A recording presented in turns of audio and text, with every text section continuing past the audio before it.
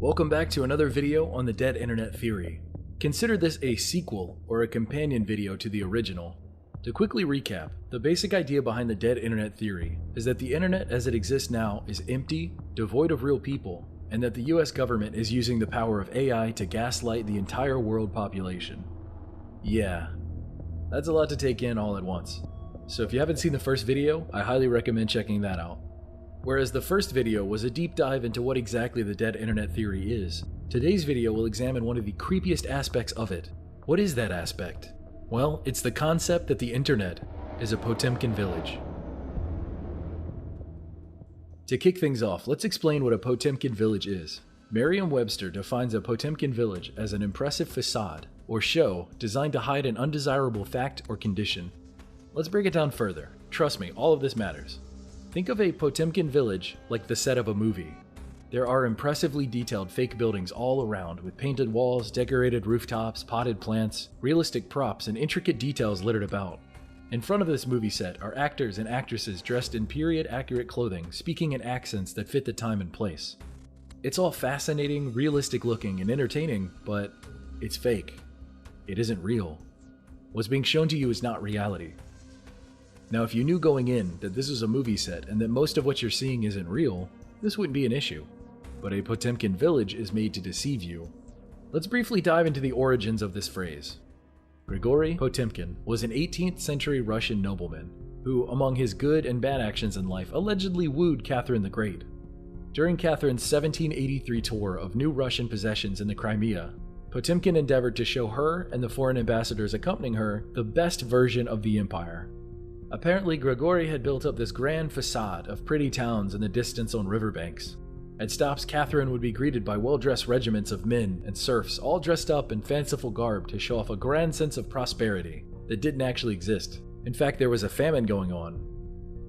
My favorite example, though, was the exploding rockets spelling her initials. That was probably quite the sight to see. Now, recent historical evidence has led some to believe at least parts of this tale to be apocryphal, or lacking authenticity, despite being believed to be true, but the legend was nonetheless created. The term Potemkin village was set in stone. It signifies any deceptive or false construct conjured often by cruel regimes to deceive both those within the land and those peering in from outside. We're getting close, but before we connect all the dots and show off the big reveal, we need to talk about internet rot. It's a pretty gross name, right? The internet is 25 years old now, and was originally meant to be a place where information and knowledge could be transcribed, shared, and enjoyed with a worldwide audience. The concept is that information would stack. The more that got added on, the more it would grow. A potentially limitless amount of human knowledge right there at your fingertips, ready to be absorbed. I mean, the internet has grown exponentially since the 1990s. This concept still must hold true, right? I mean, has anyone ever honestly questioned that growth? What if in fact the internet is actually shrinking, and that shrinking can be broken down into two specific things: content drift and link rot? Hyperlinks are the glue of the internet. Think about it. Anytime you click a link, it takes you somewhere else. Well, that's a hyperlink. Without hyperlinks, the internet wouldn't work. Content drift is when the webpage you are trying to access through a hyperlink has been moved. It still exists, it just exists somewhere else. This can be caused by a number of different issues, but the potential to solve this connection problem is there and can be solved with some effort.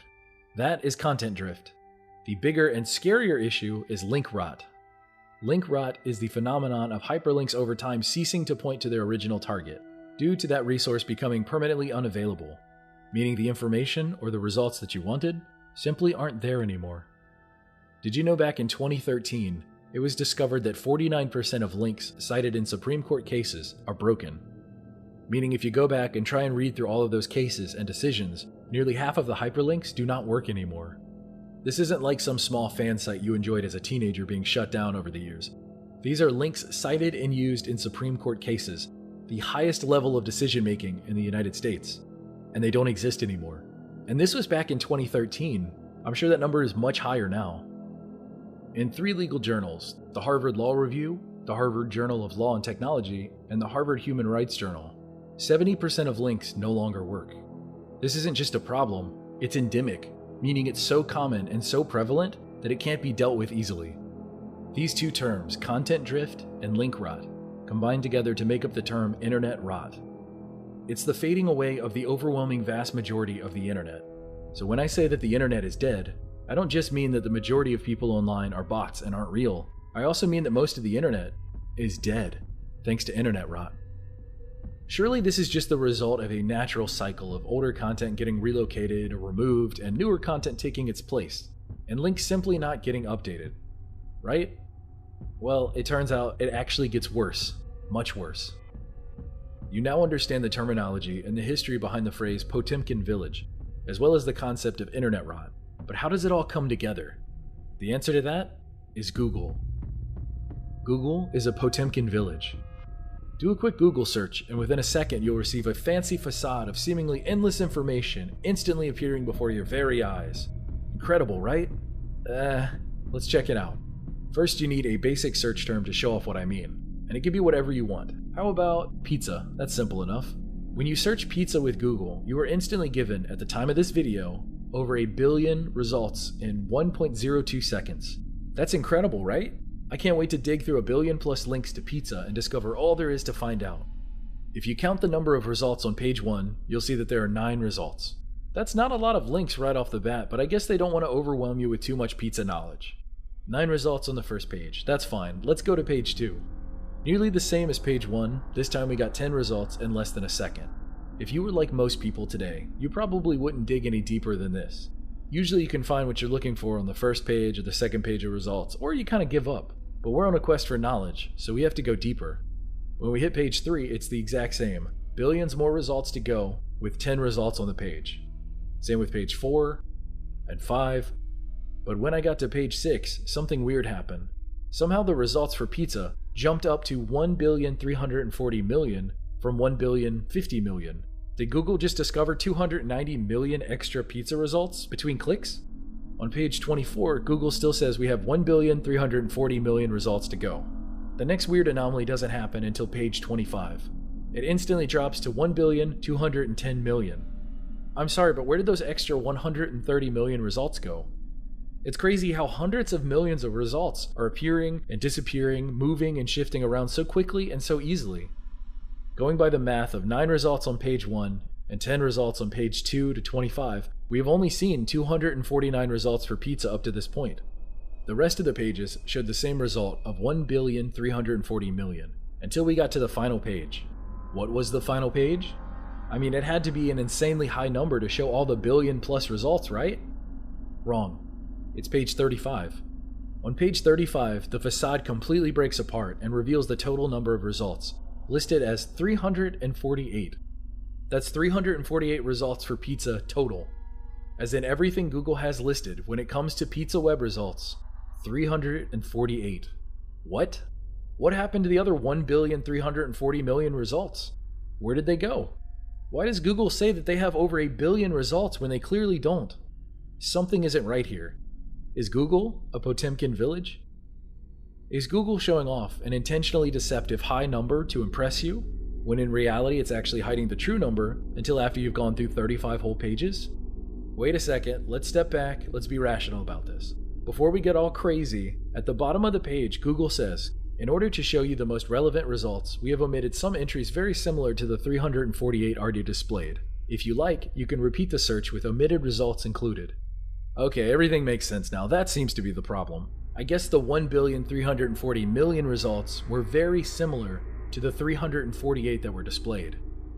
If I was a simple man, I'd say, okay, that makes sense and move on with my life. But I'm not a simple man. I'm a man that demands answers when it comes to pizza. I want Google to repeat the search with the omitted results included. And wow, when you include the omitted results, you get a staggering 1,900,000,000 results for pizza. That's 560 million more results than originally promised. They found an extra 560 million pizza results. I'm sure this time Google will absolutely give me all the results it promotes. I went through everything and Google gave us an unimpressive 53 pages. Now at the top of the page, it still says 1,900,000,000 results. But I did the math, so you wouldn't have to. In actuality, Google gave us 529 results, most of which by the end had nothing to do with pizza. How can the most widely used search engine in the world only have 529 total results about one of the most popular foods in the world? It doesn't make sense. In fact, others have already done this experiment and come up with similar results. Climate change, one of the most widely discussed major issues of our time, with 60 years of research behind it, only has 438 total results. What? How? What about football? A whopping 462 results on page 47. How about aliens? That's another subject with an unbelievable amount of research, footage, and discussion around it. How many results does it have? 146. You can do this test with anything and the results are always the same. Google is a Potemkin village. It's a facade. It's pretending to be something big and grand, and there's nothing behind it. When you really stop and think about this, it's immensely troubling. It's been in front of us the entire time, but seemingly no one noticed it. And they're really clever with how they do this. First you see a really big number, then the pages and pages of results, then the comforting message that assures you that some of the results have been omitted. After that, when you hit the final page, it essentially means the end of the line. What's really interesting to me, though, are the dates of most of these results, especially when it comes to important topics. There is next to nothing before 2016.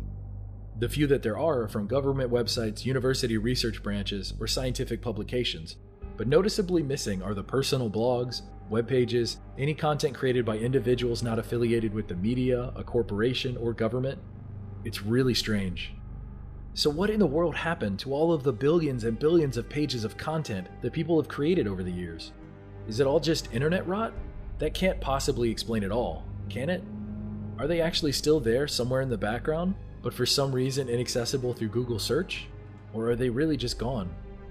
We need to ask ourselves, why would Google want everyone to think that there are hundreds of millions, if not billions more results out there than there actually are? The sole purpose of a Potemkin village is to provide an external facade to a country which is faring poorly, making people believe that the country is actually faring much better than it is. Is Google search the foundational product for a company worth $1.6 trillion as of July 2021 just a Potemkin village?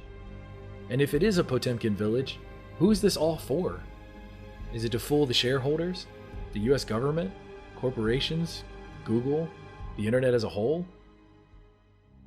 I'm sure some of you watching at this point have said, just use a different search engine. Sounds simple enough, but here's the problem. Just about every private search engine out there uses either Google or Bing as a proxy. Not to mention the stranglehold Google has over the web search market. When it comes to cell phones, 94.1% are made using Google search. This is the exact opposite of a decentralized and open internet. The days of discovering random websites with just a search are over. Google has been heavily censoring content for years, and it's more than just a search result here and a search result there. There are tons of examples of this online. Pulling results because of DMCA claims of piracy, then the right to be forgotten, where the rich and powerful can scrub any mention of their wrongdoings from the media and search engines under the guise of anti-harassment. Then you have the tweaking of Google results based on layers and layers of new algorithms Google created. Initially, Google's intent was seemingly innocent. Try to anticipate what people are actually looking for and give them better results. I mean, that sounds helpful. Google's algorithms would dig through mountains of results and start refining search so people could get more relevant results faster. The problems began once they started tweaking the base search results without being transparent, without warning, and without any way to opt out. It didn't stay at serve the user better. The tweaks were used almost immediately to start selling ads. And once Google decided it was the arbiter of information, it turned this power full force against anyone and everyone that didn't play ball. Don't be evil has been a part of Google's corporate code of conduct since 2000. And I think for a giant corporation, that's a great way to conduct business. Don't be evil. It sounds very self-explanatory. Then Google was reorganized under a new parent company, Alphabet, and in 2015, Alphabet created a slightly adjusted version of the motto. Instead of "don't be evil," it became "do the right thing." You'd assume that by not being evil, you would be doing the right thing, but it's those little subtle nuances that tell you everything you need to know.